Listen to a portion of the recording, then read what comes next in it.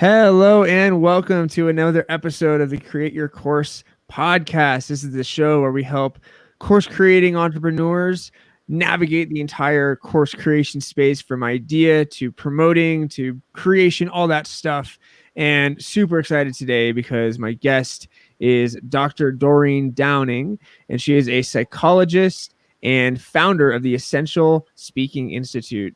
She specializes in the treatment of anxiety caused by the fear of public speaking and is the author of Essential Speaking, the 7-Step Guide to Finding Your Real Voice. Thank you so much for being on the show today.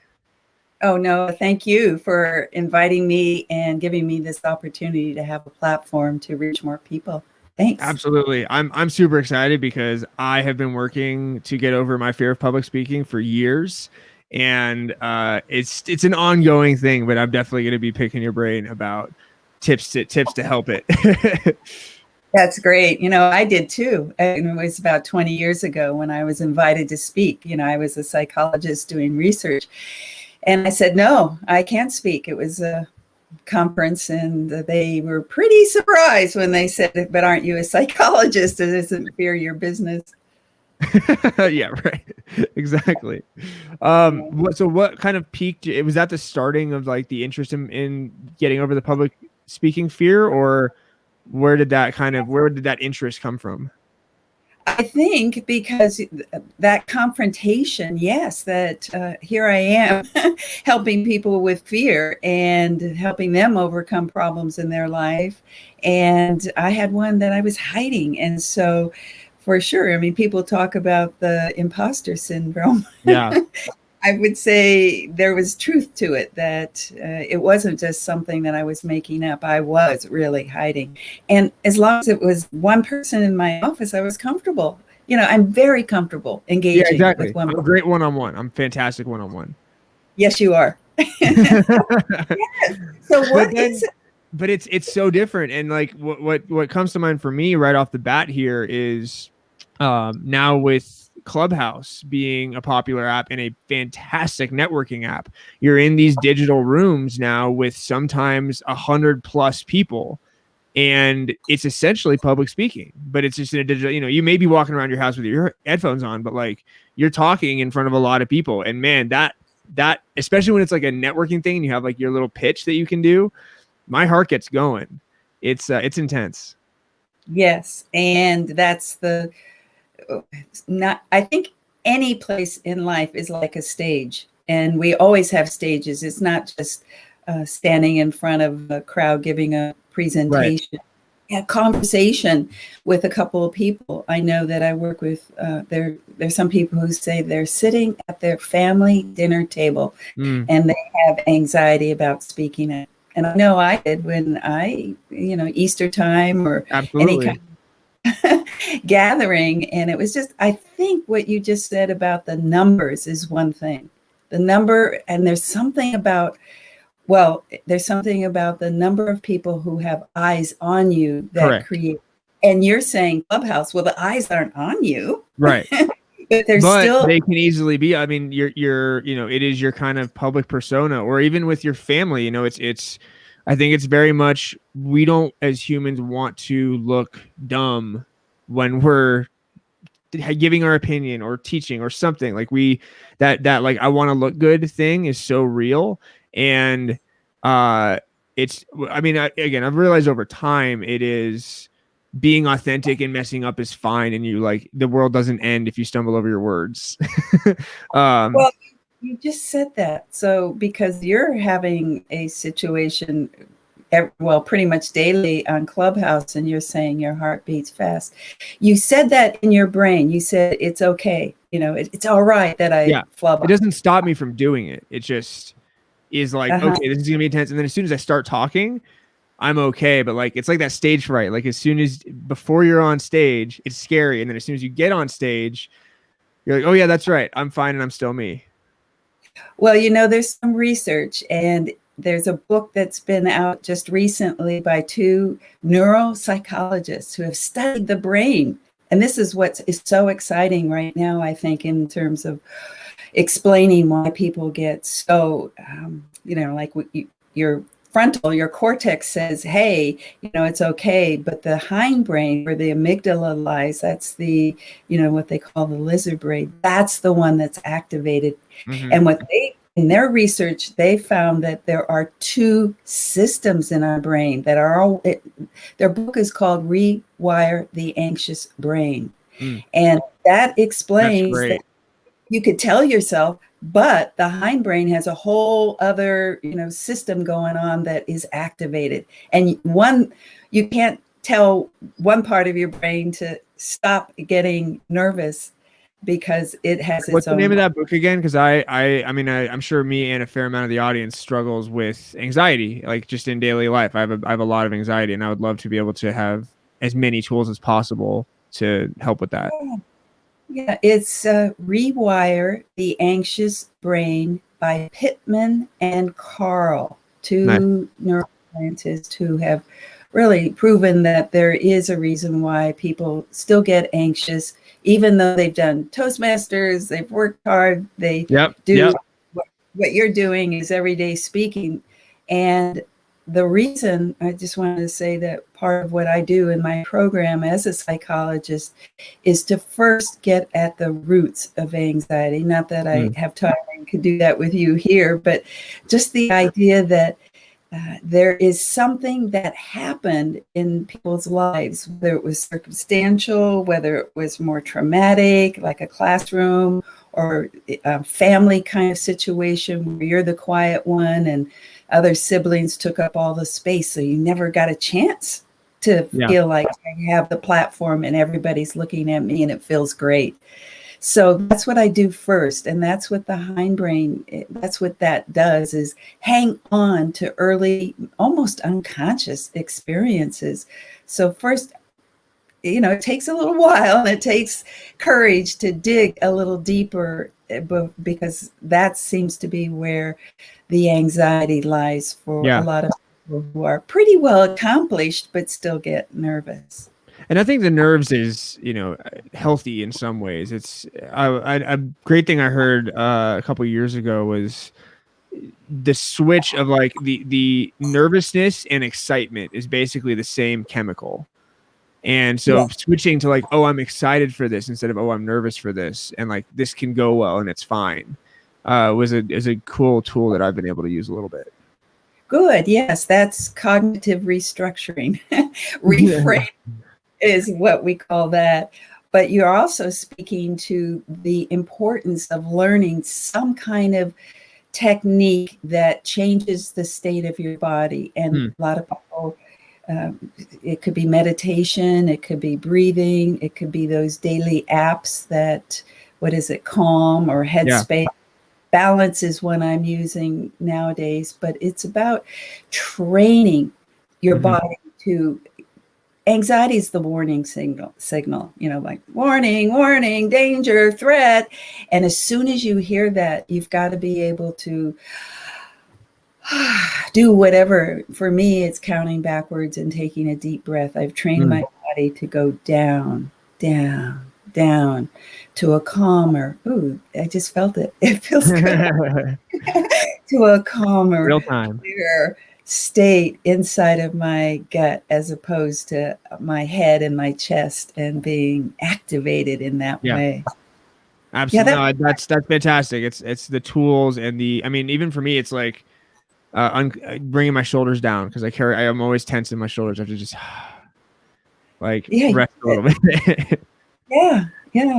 The body responds if we train it to do that, and that's what that's what the hindbrain is about. The amygdala just needs to be soothed and calm, and that's what we do. And I think the biggest problem is that people get a little signal anxiety, is what they call it, and the signal indicates, oh my God, it's really going to get worse, and that's what accentuates and what adds to the anxiety. Is the anxiety signals oncoming out of control, as opposed to it should be, and this is what I want people to at least take from today, is that anxiety is a signal to go to, as you said, the tools. So have tools like some kind of breathing, some kind of stress reduction.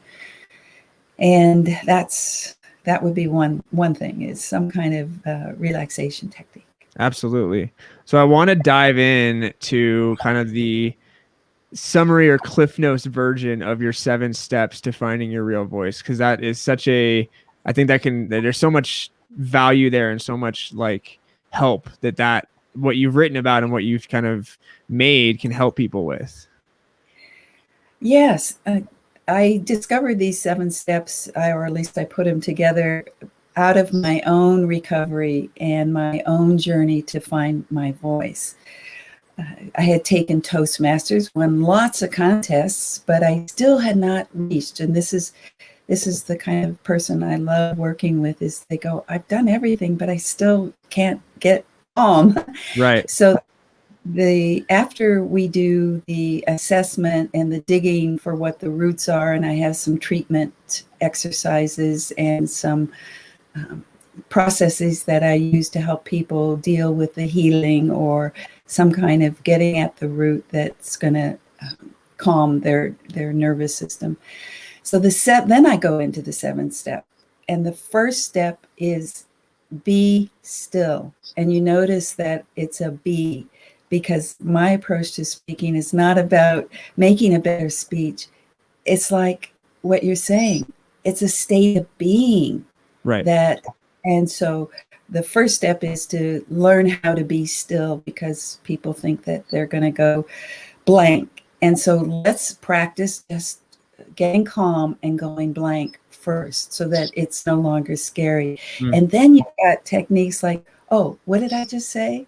You know, if you're comfortable in being silent, if that happens and you lose your way and you lose your words, you could say, I just lost my way. You could be natural, right?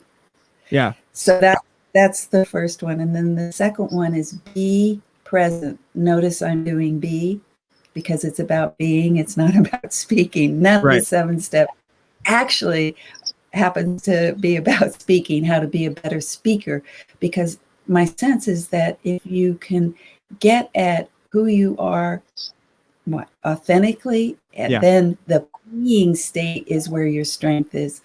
So presence, because we have had some kind of trauma or failure in the past, that's why we think we're going to repeat it, and we anticipate in the future failure. So be present, be present.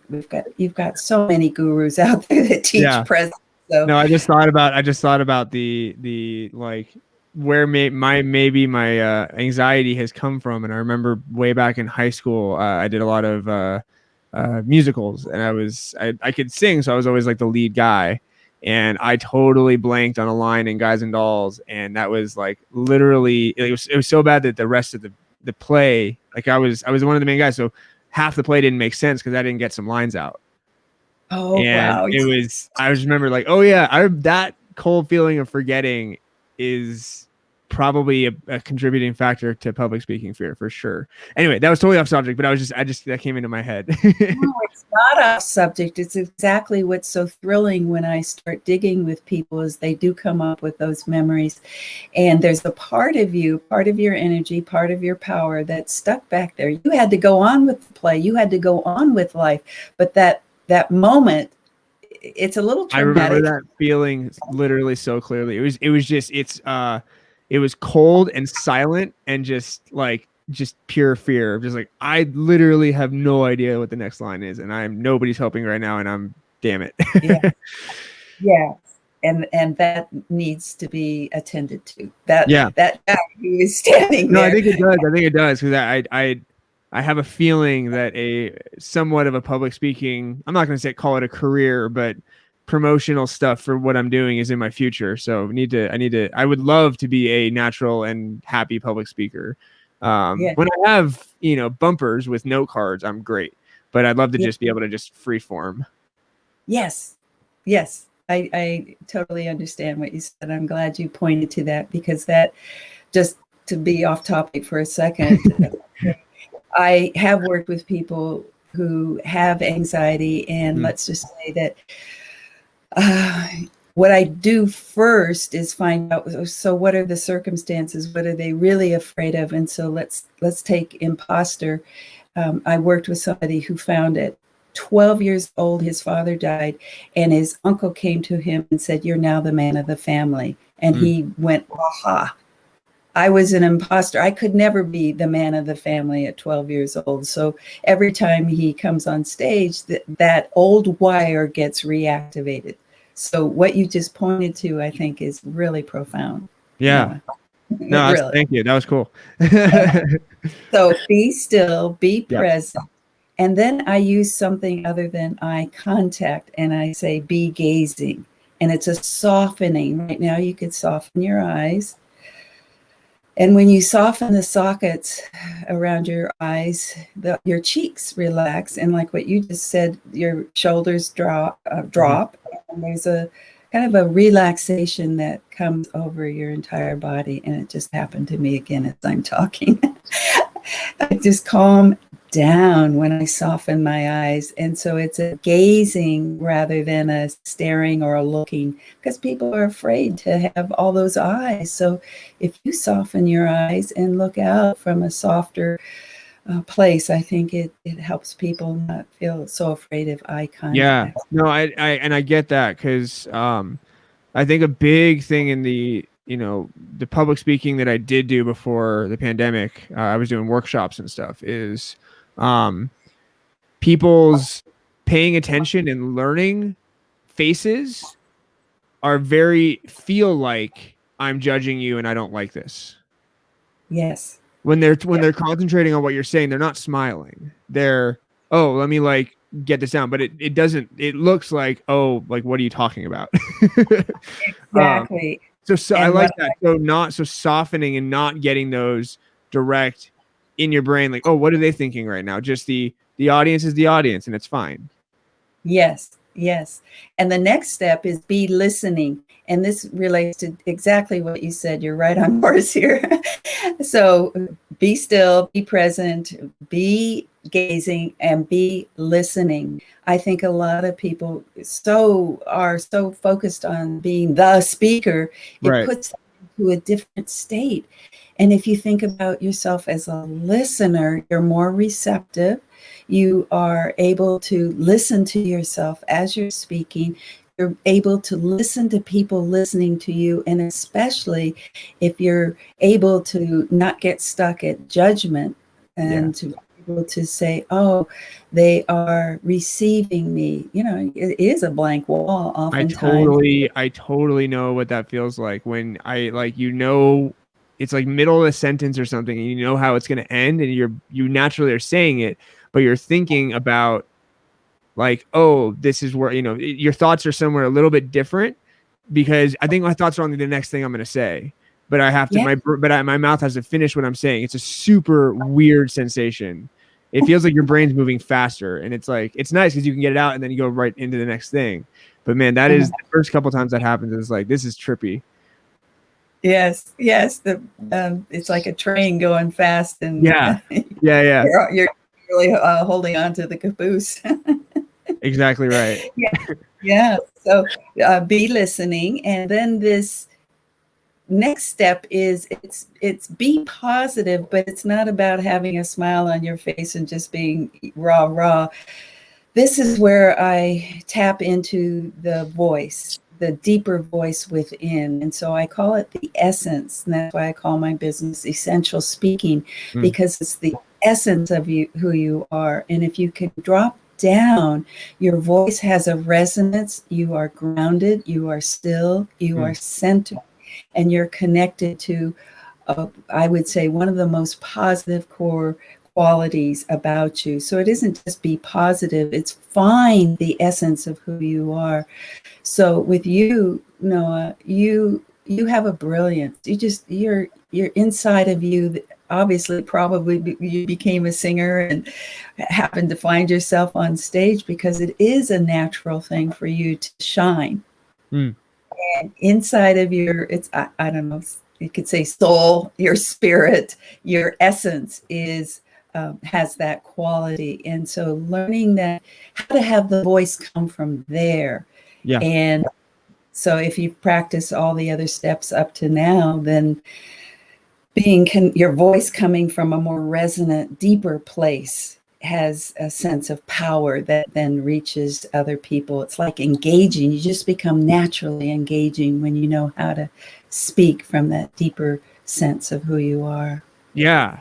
I think that also, like, what that translates for me as is trusting who you are and what you're going to say. And like, just because, like, if you're speaking on something authentically, even if you're not sure where it's going 100%, you know that you stand by what you're going to say.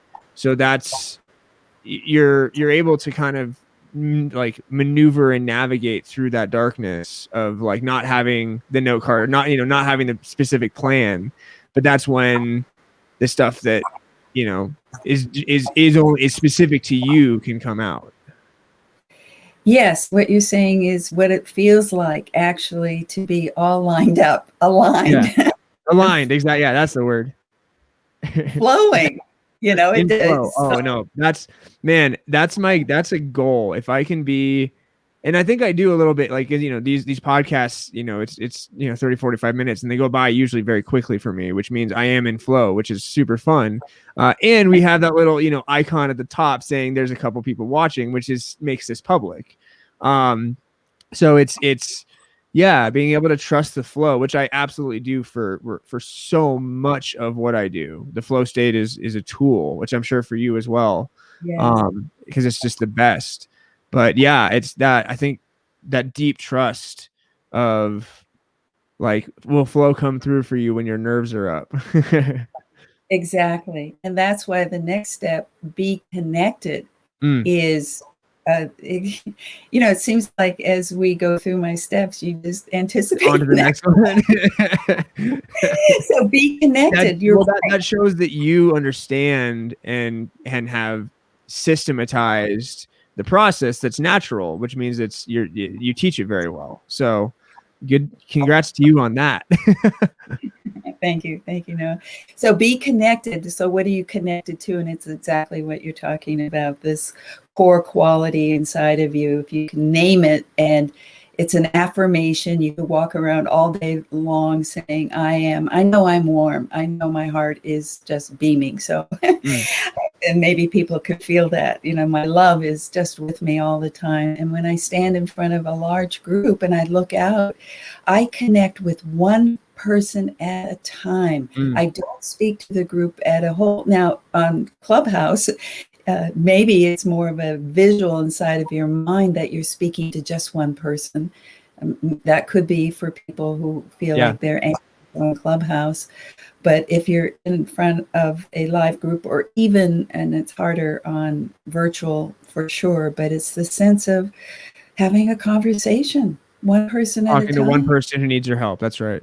Yes. That's a big thing with camera confidence too, is instead of thinking about, this video is going out to the masses, to millions of people, it's what one person in my audience, maybe even that I know personally, am I speaking to right now, and how can I, and they need my help, and how can I help them? Good point. So that the last step is, or secret as I call them, is be yourself. And the reason why that is so profound, like you said, there's this whole system. You don't just say to somebody who has anxiety, be yourself. Right. Yeah. I wrote an article recently. That's the worst advice you can give somebody who has anxiety, is say, just be yourself. They're scared of themselves. Yes, they have to be able to know they can, a word you just used, navigate. And that's the whole, knowing you have tools, knowing you have a system, that this actually, what I'm talking about, is what I do. And for 3 months with people, I take them through this process, one step at a time, and make sure that it builds. It's all cumulative, you might say. If you don't have stillness, you can't have presence. And you can't be comfortable eye to eye presence, and you can't be a listener if you're too concerned about what you're saying and thinking about it. So all the steps all add up to, I think, really finally being free to be yourself, to have found your voice and to be able to speak. And it's a deeper confidence. It's not just confidence. It's a deep, resonant, grounded confidence. It sounds like it's confidence that's based in self-awareness, which is self-awareness is I think one of the best things you can have as a human. When you really understand at a deep level what you know, what you don't know, and then for what you don't know, you're comfortable asking the questions to learn about. So that mistakes are not death. Mistakes are just bumps in part of your journey, and part of the thing of getting better that people can follow. Well, what you just did was reframe again.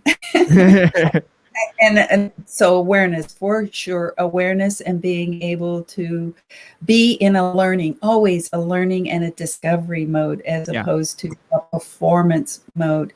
And I think that's one of the things that differentiates my approach to overcoming the fear of public speaking is I do not teach performance techniques. I was a little afraid in the beginning when you say, "Oh, let's give us a tip," and I went, "Well, I don't have." No, but these are good because it's not oh, do this when you're. It's like, hey, as a person and as an energy and where like your presence, you can ground yourself, and that's like the basis for everything, because that just covers everything that again, not just with being in front of an audience, but talking to somebody that you really look up to, or being at the dinner table, or like whatever it is, whatever the situation is, you can have knowledge in yourself to be yourself at the highest level. Wonderful. That's exactly it. Yes. Got it. That's great. I worked with a lawyer who is afraid to go into court, and I've worked with an artist who has to go out and promote her work. Right. I've worked with managers. I've worked with a sales VP of sales, by the way, who had to rehearse over and over before. I mean, sales is a performance. I'll tell you. You have, especially when you have your talking points that you need to get done for like the pricing or whatever it is. Sales, I see sales as a total performance. Yes, and how to do it in a way that feels way more genuine and authentic, connected, and not all about the sales, but more about the relationship. I guess exactly. There's a phrase I use: relational presence, to be present and with, so that it's a relation. Presence isn't just I'm present, but there's a relational quality to it. Mm-hmm. Yeah, absolutely. And what comes up for me too is it's not tips and tactics. It is basically a learning to be comfortable with being uncomfortable for a bit, so that you can become more comfortable with that sensation, and it becomes comfortable over time, if that makes sense. Absolutely. I've got a quote right here, and it says, dance with the discomfort. Yeah.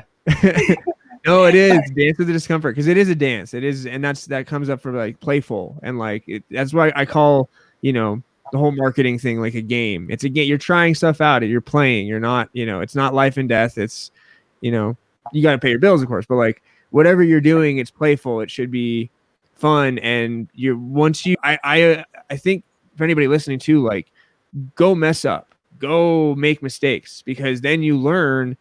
You don't die when you make a mistake. It's okay, and you get past it. A good thing for learning that capacity, I tell people about improv. Yeah. And people are even said, "Oh no, I can't do improv." Well, it's part of learning how to be yourself in the moment. That's presence. Being okay with whatever comes out. That's literal play. No, I love that. In fact, I think that should be, in terms of like, because I've done some improv, and it's just that part of your brain of like playing with all what you have, and there's nothing else that you can like get help from, except for the person you're playing with. But I think that's a great exercise for anybody that wants to get into more public speaking and into more finding their voice, because that is I think a low, especially a class, with Yes. maybe just a couple people that are having fun, that's a low stress, low stakes environment to practice being in flow and being yourself and being willing to, go with stuff. Yes, it is. And the whole idea of you'll have judgment, and it's a safer place to work out your judgment if you're doing it deliberately and consciously to find out your own judge, because that seems to be what people carry, is they project it outward onto their listeners, but it's really inside of their own head. Absolutely. No, that's totally right. And it's just interesting coming up for me is like, I am so comfortable doing a paid coaching session for 90 minutes where there's some structure, but I have enough knowledge to where I can guide it. But a 90-minute presentation, I feel for some reason I'm like, oh, I need my like plans and like my, I know I could do it without scripted down to the minute, but that is, man, that dancing with discomfort, that's a big idea. I know all of this is big idea. And I think that the main thing is, if people have fear, it's definitely treatable. And it just has to take that one bit of courage, knowing that there are other alternatives besides Toastmasters. I'm gentle. Yeah. I think that people, one of the things that they like best is that I create safety as they move through fear slowly and deliberately and come out the other end with freedom to be. Which is I think the key word of what so much of the audience wants is freedom. That's why you're getting into the whole online learning game is to have to get that freedom that other parts of life or other jobs or whatever aren't giving you. So that's huge. So for people that are interested in learning more, interested in talking with you, how can they get in contact, and what do you have? I know you have a book. Do you have any kind of freebies or anything for the audience? I think a good way to get started is a 7-step guide. It covers everything in my book, and it's just 15 pages, short, with lots of pictures. So it's easy. It's an easy first step. And you can get it at Doreen, and that's DOREEN, Doreen7steps.com. Doreen, 7 steps, and 7 is the number 7 steps. Number 7 steps. Cool. Yeah. Doreen7steps.com. That's great. And then if people wanted to connect with you personally, is that a good way? Or what socials are you on? Everywhere. LinkedIn. LinkedIn. In fact, right now, as you know, I'm part of a 30-day, and we're now on 29, 30-day challenge where I do videos every single day. And yesterday, I did something a little more personal. I've been doing some more personal ones. You'll see me out on a boat, and another one you'll see me with my husband. And so I do present the 7 steps and talk about them on LinkedIn, my LinkedIn videos right now, but also Facebook. I am all platforms. So. All platforms, but it sounds like LinkedIn is a solid place to go. Dr. Doreen Downing. Yes. Thank you so much for being on the show and for helping us through the public the finding your voice at all, because I think it's very true. It has so many more applications than just public speaking. Confidence in life and knowing that you have a voice and being free and finding the freedom to speak up is so important. I know a lot of people struggle with that, so hopefully this helped help them in their journey with that. Yes. I hope so too. Thank you so much, Noah. Oh, thank you for being on and your time and value and knowledge. And for everybody listening, I hope that this not only helps you create your course, but find your voice within your course and all things that you're doing outside of that as well. And I hope you have a good one, and I will see you next time.